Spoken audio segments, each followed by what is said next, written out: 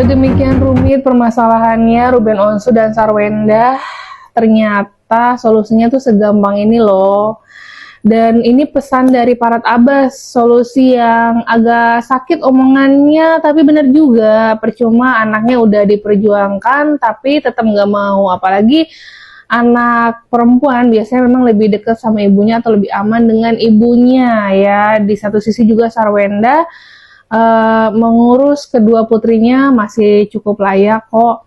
Memang di luar putri ini Sarwenda berpacaran lah dengan Cio ya, yang itu mungkin jadi lingkungannya agak mengkhawatirkan. Peran pelindung Ruben Onsu sebagai ayah untuk kedua putrinya kan sudah tidak lagi serumah. Itu juga yang akhirnya Farhad Abbas berkomentar, fokus saja cari uang, berdoa, minta perlindungan untuk kedua putrinya dimanapun, apalagi itu dengan ibunya juga. Semoga lingkungannya Sarwenda lebih diperbaiki sih, terutama di situ. Tidak usah cari anakmu, kasih ke Sarwenda aja, mending kamu fokus cari uang yang banyak, cari istri baru, nikmatin hidup ya kan. Nanti sebagian uangnya buat kedua putrinya, dan Ruben Onsu juga mungkin dengan punya anak lagi terhibur. Toh nanti Thalia dan Tania juga akan menyadari pentingnya ayah kandung, pasti akan ditemui juga setelah mungkin semakin beranjak dewasa, semakin nanti Thalia dan Tania itu berasalah bahwa ayah kandung itu tidak bisa tergantikan.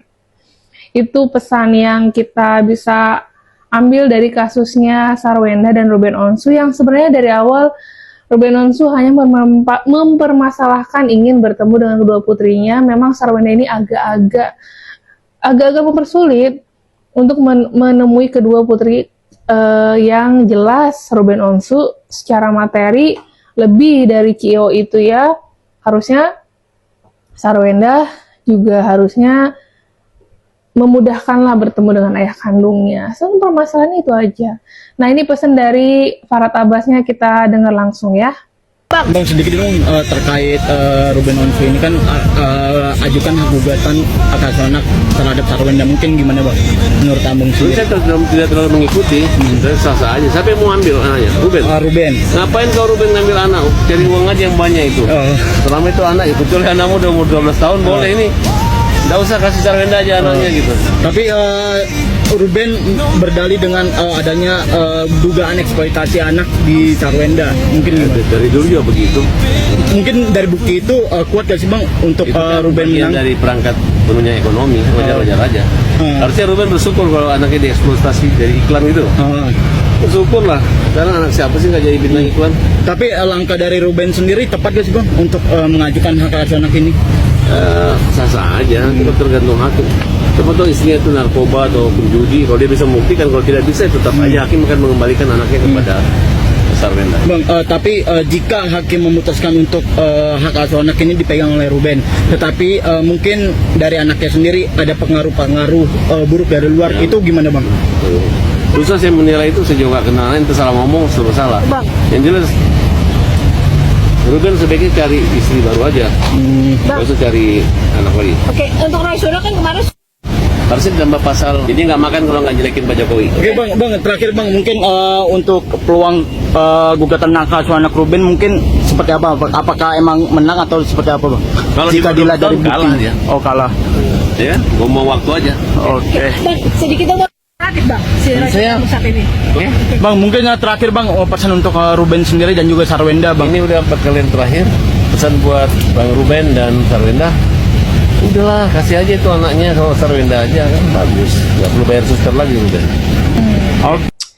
Ini sih lebih pemikiran sebagaimana pria ya, yang simple tapi jelek gitu kan ya.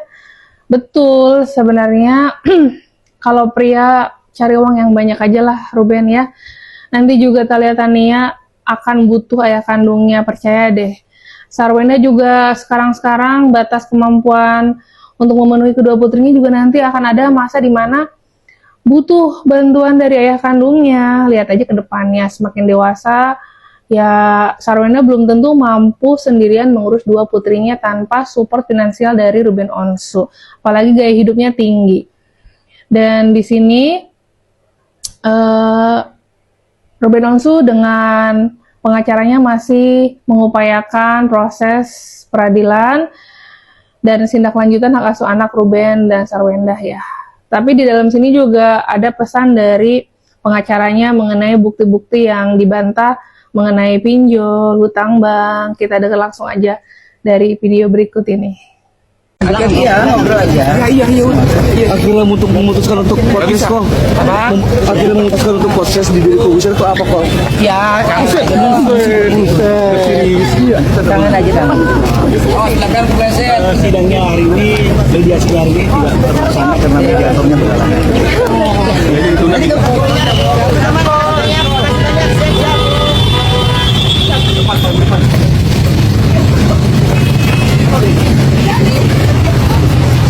Terima kasih.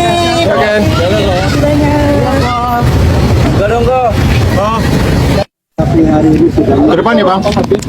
Ya, kita kan nggak bisa memaksakan ya. Kita tadi rencananya hari ini hadir agar mediasi kedua itu bisa berjalan. Namun karena ada halangan, mediatornya ada halangan, ada pelatihan, sehingga tidak bisa hadir pada mediasi kedua hari ini dan minta tuntutan minggu depan ya. Kami mengikuti saja, ya karena kan nggak mungkin kita mediasi tanpa ada mediatornya. Dan ketika berhalangan ya kita harus maklum lah ya, karena kan nggak ada manusia yang terbesar nggak akan ada halangan.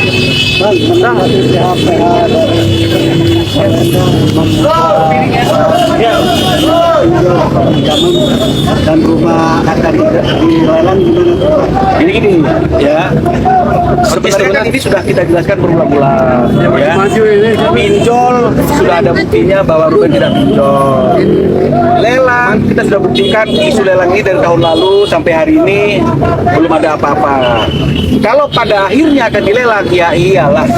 Kalau nggak ada pembayaran pada akhirnya pasti akan dilelang. Tapi paling tidak kami mau sampaikan isu lelang ini kan sudah ada dari tahun 2025 kemarin, hari ini, bahkan juga minggu depan masih ada isu lelang. Tapi yang pasti seperti yang kami sampaikan, Bang berkomunikasi dengan kami, dia menyatakan masih dalam prosedur penyelesaian. Kalau pada akhirnya dilelang, ya sudah pasti semua jaminan akan dilelang kalau memang tidak ada pembayaran. Kan begitu ya. Kemarin kan ada bukti dari pengacara Sarwenda, begitupun dengan Ruben Onsu punya bukti sendiri ya. Kita nggak tahu di sini sebenarnya yang dipermasalahkannya kok bisa ya melebar kemana-mana. Padahal awalnya Ruben Onsu hanya ingin bertemu dengan kedua putrinya.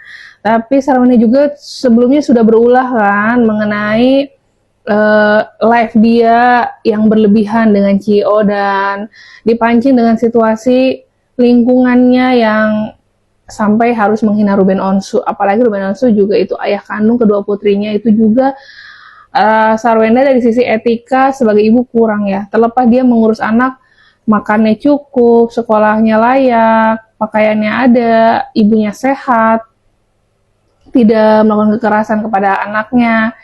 Ini juga yang agak memberatkan untuk Ruben Onsu mendapatkan hak asuh kedua putrinya. Ditambah lagi kedua putrinya juga nanti pertimbangan kalau tinggal sama ayahnya apakah bisa diurus secara langsung, terus nanti ibunya juga bisa memberikan kasih sayang yang cukup juga. Kan ini sudah pisah rumah ya. Itu juga jadinya sebagai anak bingung gitu kan. Adaptasi ketika tinggal sama ayah gimana, ketinggal sama ibu juga gimana. Coba di komen guys, untuk kedepannya apakah Ruben Onsu akan memenangkan hak asuh kedua putrinya, terlepas dari permasalahan yang masih bergulir di sini, masih banyak salah paham dan pengacaranya juga masih punya alibi masing-masing. Tolong di komen di channel Suara Hati Sang Istri. Makasih yang sudah menonton. Bye.